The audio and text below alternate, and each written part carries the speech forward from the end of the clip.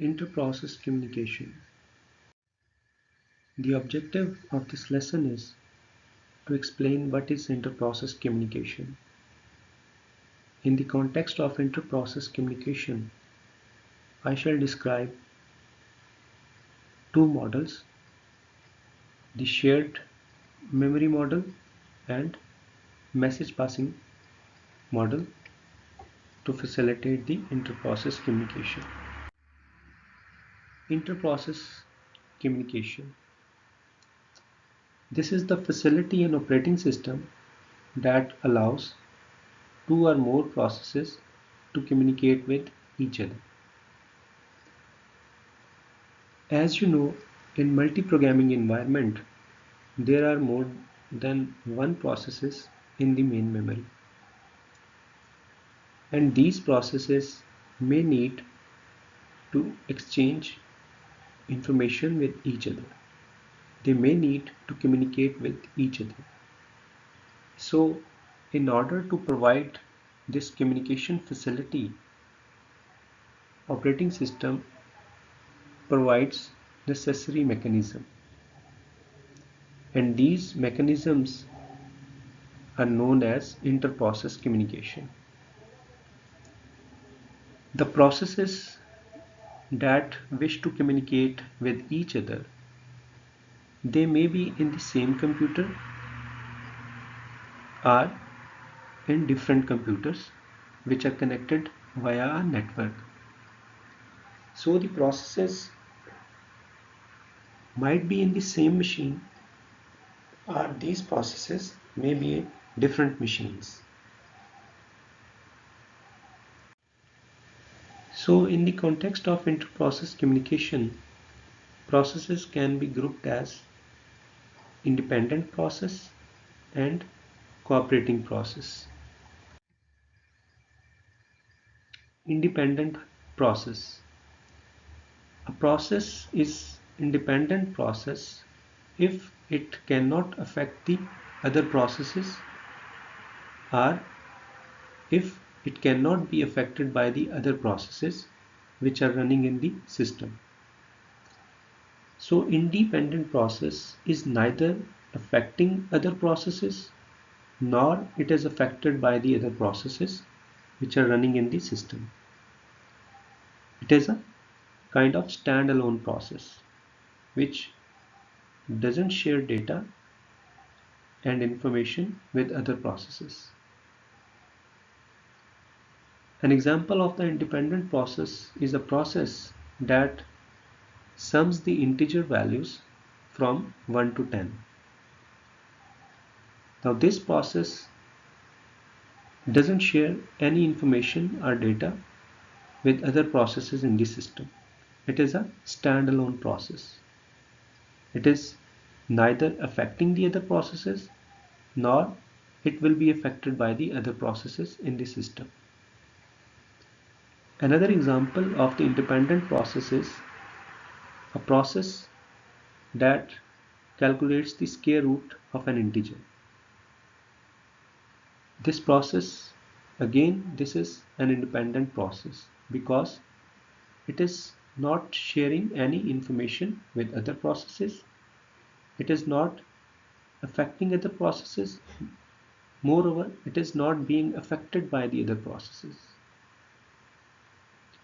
The second class of the inter-process communication has cooperating processes.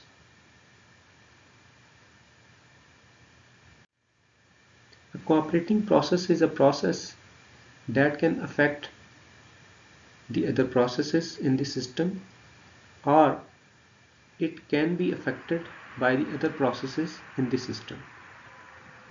So, cooperating process is affecting other processes, or it is being affected by the other processes. Another characteristic of the cooperating process is this process will share data and information with other processes in the system. So it is going to exchange information with the other processes in the system. An example of the cooperating process is a web browser process that requests web pages from a web server. Now we have two different processes, a browser process and a server process. Browser process is requesting information from the server process, and in response to this request, server will send web pages to the browser process. Now information is being exchanged from browser to the server in the form of request for the web pages, and server is sending information to the browser in the form of HTML pages. So information is being exchanged between browser process and server process. So this is an example of the cooperating process because these processes are sharing information with each other. Remember, in this case, browser process and server process, these processes are residing on different machines. So cooperating processes, they need inter-process communication facility to exchange information, whereas independent processes, they don't need any kind of inter-process communication because they never exchange information with each other.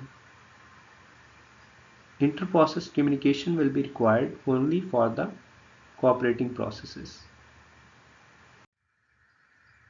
So what could be the reasons for process cooperation? The question is, why do processes need to exchange information with each other? Here we have listed 4 reasons for process cooperation. The first reason is information sharing. That is, processes need to exchange information with each other. Like in multiprogramming or time-sharing environment, there might be several users that may be interested in the same information. For example, a shared file, and several users want to read information from this shared file. So this information or this shared file may be accessed concurrently by several users because these users need the information at the same time. So this is an example of the information sharing, and for this reason, in order to share information between these several users, inter-process communication is required. Another example of the information sharing is a database application. Suppose there is a database for airline ticket reservation, and this database is being shared, is being accessed by different offices of the airline. So these offices, these different offices need to read or write data in the database concurrently. At the same time, one office might be reading data, another office might be writing data to the database. So for the exchange of the information, we need process cooperation.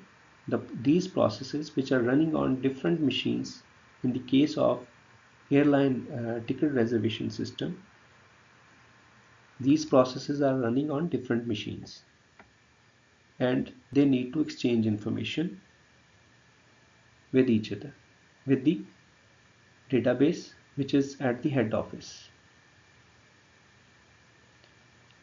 The next reason for the process cooperation is computation speed up. So how we can increase, how we can gain computation speed up?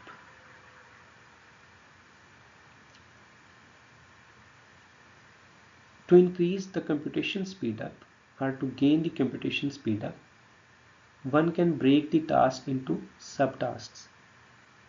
So a big task can be divided into different multiple subtasks, and these subtasks may be executed by different computing cores. So in this way, different computing cores will be executing different parts of the program, different components of the application, and this way we can achieve computational speed up.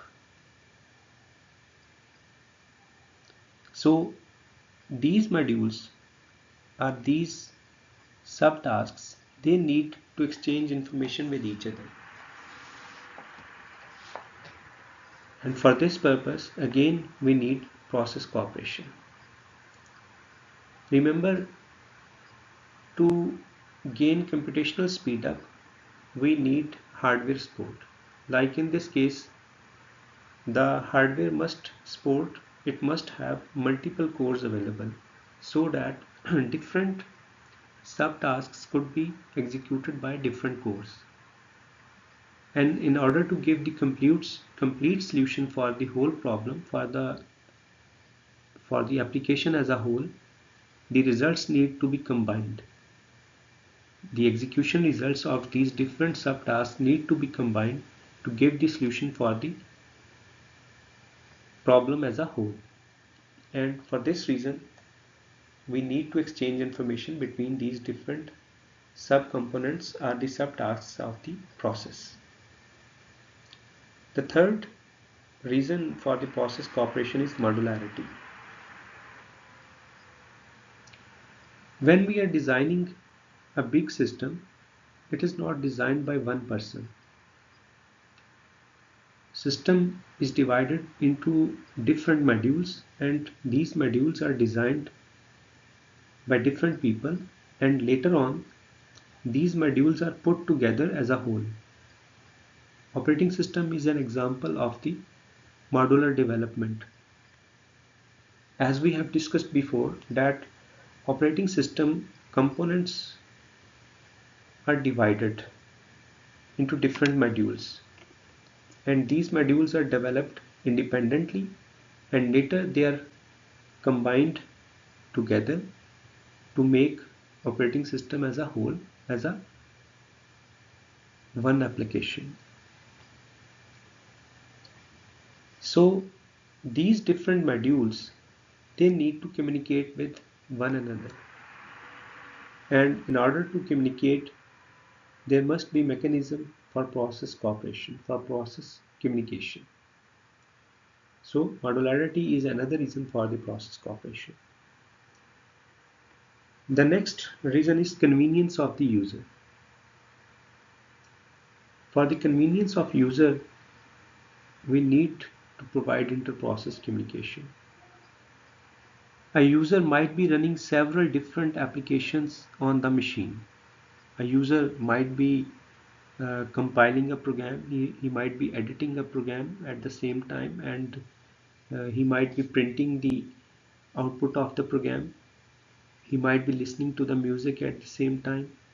So he might be doing different activities on the machine concurrently, and in order to support concurrency, for the convenience of user, inter-process communication will be required. For example, user might be working on a Word document, and at the same time he might be working on an Excel file. The user needs to copy the table from Excel file to the Word file. Now these are two different processes. Word file is a different process and Excel file, that is a different process. Now user wants to exchange information, it wants to send information from the Excel process to the Word process.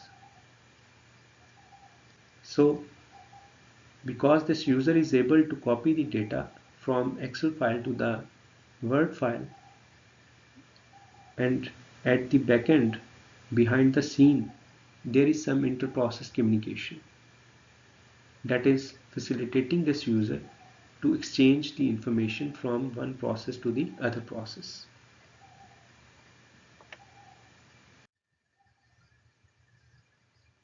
There are two fundamental models of inter-process communication: shared memory model and message passing model. This figure shows the shared memory system for inter-process communication. This is the snapshot of the main memory. Main memory holds the kernel, operating system part, as well as it holds two processes, process P1 and process P2.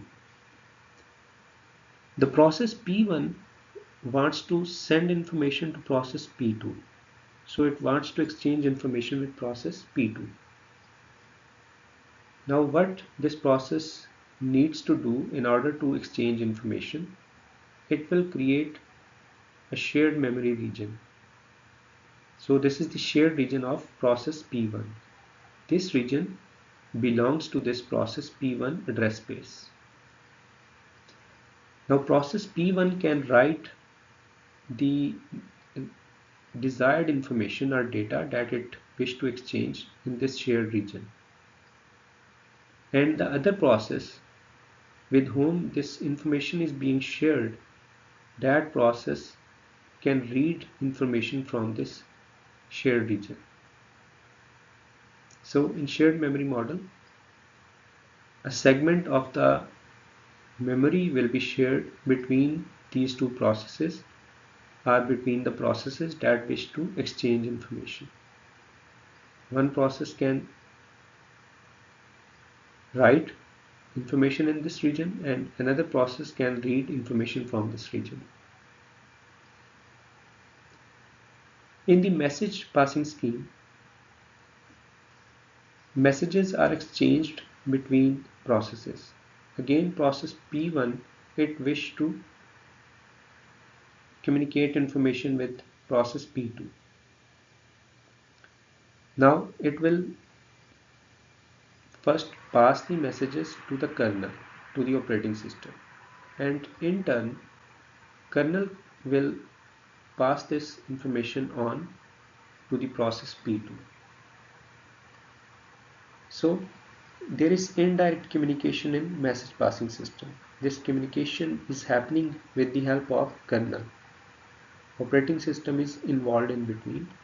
Means first information will be sent, the message that process P1 wants to exchange, that will be sent to the kernel, and kernel will pass this message on to the process P2.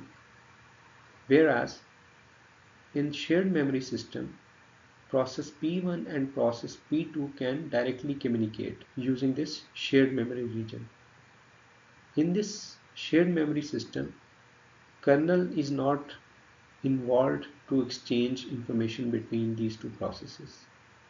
Whereas in message passing system, kernel will be involved. Kernel will support the communication. Communication will happen through this kernel.